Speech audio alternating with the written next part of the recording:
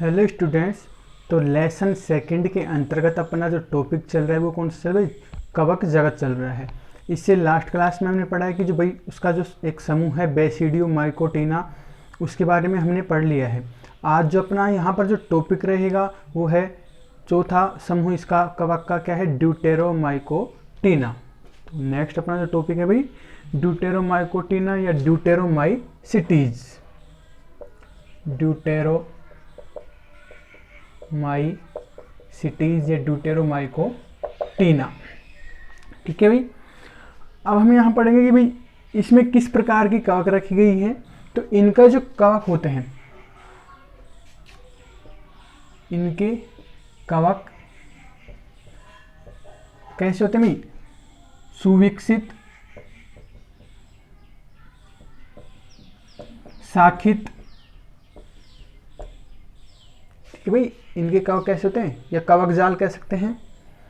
कैसा होता है? सुविकसित होता है, शाखित होता है और पटयुक्त होते हैं। पटयुक्त होते हैं। पटयुक्त के बारे में हमने बता ही दिया था। दूसरा, इसके सदस्य भी कैसे होते हैं भाई? परजीवी या मृतोपजीवी होते हैं। इसके सदस्य परजीवी या मृतोपजीवी होते हैं। ठीक है भाई। पोषण के आधार पर कैसे होते हैं ये कवक? परजीवी एवं मृतोपजीवी होते हैं। ठीक है। इसके अलावा इसमें हम रिप्रोडक्शन की बात करें तो इनमें कायिक व अलैंगिक जनन पाया जाता है। ठीक है। तो इसके सदस्यों में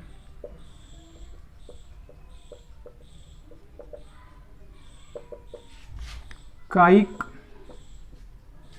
व अलैंगिक जनन पाया जाता है। ठीक है भाई। रिप्रोडक्शन की बात करें, जनन की भाई, तो इनमें कौन कौन सी विधियों के द्वारा जनन होता है? तो कायिक जनन होता है और एक अलैंगिक जनन होता है। ठीक है। और उसके बाद एक थर्ड टाइप और होता है लैंगिक जनन। उसका इसमें क्या होता है? अभाव होता है। ठीक है। तो नेक्स्ट अपना इनमें लैंगिक जनन का अभाव होता है। कि भाई लैंगिक जनन का अभाव होता है, इसी कारण कि जो ड्यूटेरोमाइसिटीज के जो सदस्य होते हैं इसको हम अपूर्ण फंजाई भी कहते हैं।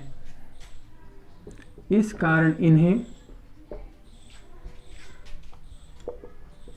अपूर्ण फंजाई या अपूर्ण कवक भी कहा जाता है। ठीक है भाई। तो रिप्रोडक्शन की बात करें तो इसमें लैंगिक जनन नहीं पाया जाता है, इस कारण जो इसके सदस्य होते हैं उनको क्या कहते हैं? अपूर्ण कवक। इसके बाद हम बात करें तो भाई कायिक जनन तो होता है भाई, इसमें पादप के कायिक भागों के द्वारा क्या होता है? एक नए पादप का निर्माण हो जाता है। ठीक है। और अलैंगिक जनन की बात करें तो अलैंगिक जनन में हमने पढ़ा है कि भाई अलैंगिक जो जनन पाया जाता है भाई किसके द्वारा होता है? बीजाणु के द्वारा। तो हम पढ़ेंगे भाई कौन से बीजाणु के द्वारा होता है? ये होता है कोनिडियो बीजाणु के द्वारा। तो इसमें हम पढ़ेंगे कि भाई इनमें जो अलैंगिक जनन होता है, इनमें अलैंगिक जनन कोनिडियो बीजाणु द्वारा होता है।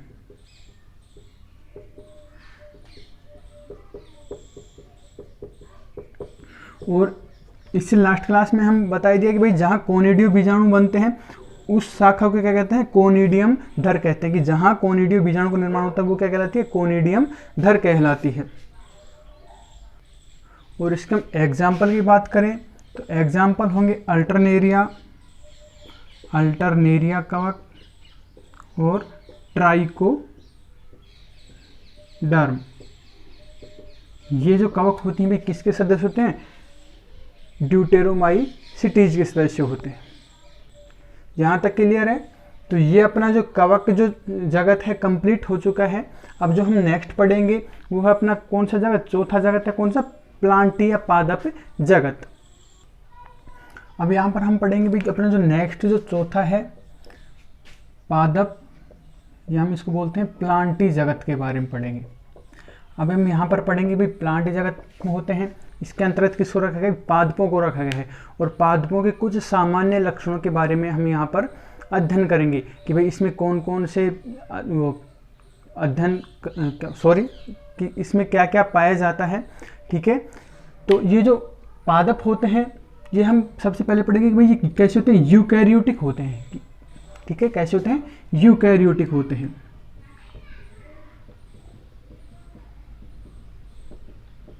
यूकैरियोटिक का मतलब आप समझ गए कोशिका संगठन के आधार पर कि हमने बताया था यू मतलब वेल और मतलब कैरियोटिक का मतलब क्या होता है, कैरियन, कि इनमें भी जो पाया जाता है सुविकसित केंद्रक पाया जाता है। ठीक है, तो कैसे होते हैं, यूकैरियोटिक होते हैं। दूसरी हम बात करें तो ये कैसे होते हैं, अधिक मुख्यतः बहुकोशिकीय होते हैं।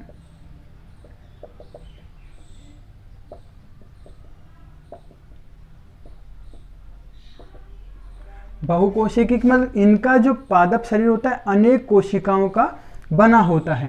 ठीक है, और हम बात करें तो भाई ये मुख्यतः है कैसे होते हैं,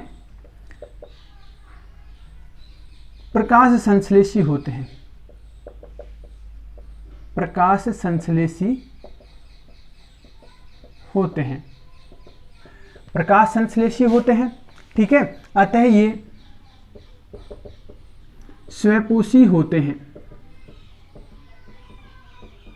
ठीक है भाई, कि जो पादप होते हैं ये क्या होते हैं, प्रकाश संश्लेषण की क्रिया के द्वारा अपना भोजन क्षम बनाते हैं। तो इस कारण ये कैसे होते हैं, अपना भोजन क्षम बनाते हैं। तो कैसे होगा, स्वपोषी होते हैं। और ये अपना जो भोजन अपक्षम कैसे बनाते हैं, कौन से वर्णक की उपस्थिति में भी, क्लोरोफिल वर्णक की उपस्थिति में। तो पादपों का एक मुख्य लक्षण क्या है कि भाई इनमें मुख्य वर्णक क्लोरोफिल पाया जाता है। क्लोरोफिल पाया जाता है, ये पादपों का मुख्य लक्षण है। यदि क्लोरोफिल प्रेजेंट नहीं होगा तो प्रकाश संश्लेषण की क्रिया नहीं होगी। ठीक है, तो ये तो हमने पढ़ लिया स्वपोषी होते, लेकिन अपवाद के आधार पर कुछ जो पादप होते हैं कैसे होते हैं, कीटभक्षी और परजीवी भी होते हैं। ठीक है, तो एक्सेप्शन की बात करें, अपवाद की हम बात करें तो अपवाद क्या क्या होता है, कीटभक्षी, कुछ पादप कीटभक्षी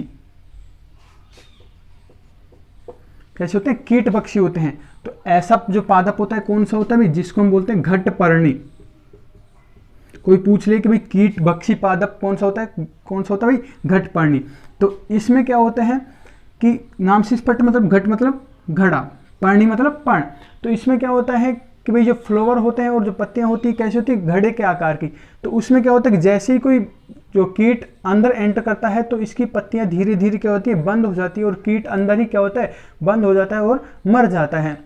जब उसका डिके होता है तो उससे जो पादप होता है उसको नाइट्रोजन वगैरह या अन्य जो मिनरल्स वगैरह प्राप्त हो जाते हैं। तो इस प्रकार के जो पादप होते हैं भाई क्या कहलाते हैं, कीटभक्षी पादप। और उसके एग्जाम्पल की बात करें तो क्या हो गया, घटपर्णी। और हम बात करें वह कुछ पादप परजीवी होते हैं। ठीक है, परजीवी का नाम से स्पष्ट है कि भाई ऐसे जो अपने पोषण के लिए दूसरे पर निर्भर रहते हैं। तो परजीवी पादप की बात करें तो एग्जाम्पल होता है अमरबेल, जिसको हम कसकूटा भी कहते हैं। ये बरसात के दिनों में हमारे आसपास जो वातावरण है वहां पर आसानी से मिल जाती है, पेड़ पौधों पर मिल जाती है। ठीक है, तो भाई परजीवी का एग्जाम्पल क्या होगा, अमरबेल। ठीक है, वैसे तो सामान्यतः सभी जो पादप होते हैं कैसे होते हैं, स्वपोषी होते हैं प्रकाश संश्लेषण क्रिया के लिए। लेकिन जो कीटभक्षी पादप कौन सा होता है, घटपर्णी होता है। और परजीवी की बात करें तो अमरबेल। ये क्या होती है कि जैसे कोई प्लांट होता है उसके चारों तरफ एकदम लिपटी हुई रहती है गहराई में। ठीक है, और इतनी गहराई से लिपटी रहती है कि इसकी जो ये बेल है, ठीक है, तो अंदर की तरफ जो पादप होते हैं इनके जाइलम से कांटेक्ट कर लेती है और वहां से क्या करती है, मिनरल्स का अवशोषण का काम करती है। ठीक है, और अपना भोजन प्राप्त करती है। और हम नेक्स्ट कैरेक्टर की बात करें तो भाई जितने भी जो पादप होते हैं उनकी जो कोशिका भित्ति होती है, भाई जो कोशिका का जो सबसे बाह्य आवरण होता है पादपों में वो क्या होता है, कोशिका भित्ति। और वो किस पदार्थ की बनी होती है, सेलुलोज नामक पदार्थ की बनी होती है। तो पादपों की जो कोशिका भित्ति होती है, पादपों की कोशिका भित्ति सेलुलोज पदार्थ की बनी होती है। सेलुलोज पदार्थ की बनी होती है। सेलुलोज क्या होता है? ये भाई एक प्रकार का क्या होता है? जटिल कार्बोहाइड्रेट होता है। अब हम बात करें, ये तो हो गई इसके सामान्य लक्षण के बारे में। जैसे हमारा कोई जो पादप वाला जो प्लांट आएगा उसमें हम डिटेल से और इसका अध्ययन करेंगे। ये तो इसके सामान्य कैरेक्टर की बात थी। और हम यहाँ पर बात करेंगे भाई जो प्लांट जगत है इसके अंदर किस किस प्रकार के पादपों को रखा गया है। तो जो पादप जगत है इसमें रखा गया है किसको? शैवालों को। ये पादपों के प्रकार है भाई, शैवाल। ठीक है। दूसरा हम बात करें तो ब्रायोफाइट्स। ब्रायोफाइट्स के बाद रखा गया है टेरिडोफाइट्स। टेरिडोफाइट्स के बाद आते हैं जिम्नोस्पर्म। और उसके बाद आते हैं एंजियोस्पर्म। जिम्नोस्पर्म को हम नग्न बीज भी को बोलते हैं, और जो एंजियोस्पर्म होता है इसको हम बोलते हैं आवर्त बीजी आदि को रखा गया है। ठीक है भाई। तो पादप जगत में किस किस को रखा गया है? शैवाल को रखा गया है, ब्रायोफाइट्स को रखा गया है, टेरिडोफाइट्स को, जिम्नोस्पर्म को और एंजियोस्पर्म को। इन सब के बारे में हमारा जो नेक्स्ट लेसन है उसमें डिटेल से अध्ययन करेंगे। तो ये हो गया अपना प्लांटी जगत। और नेक्स्ट अपना जो जगत पढ़ेंगे हम वो पढ़ेंगे जंतु जगत के बारे में।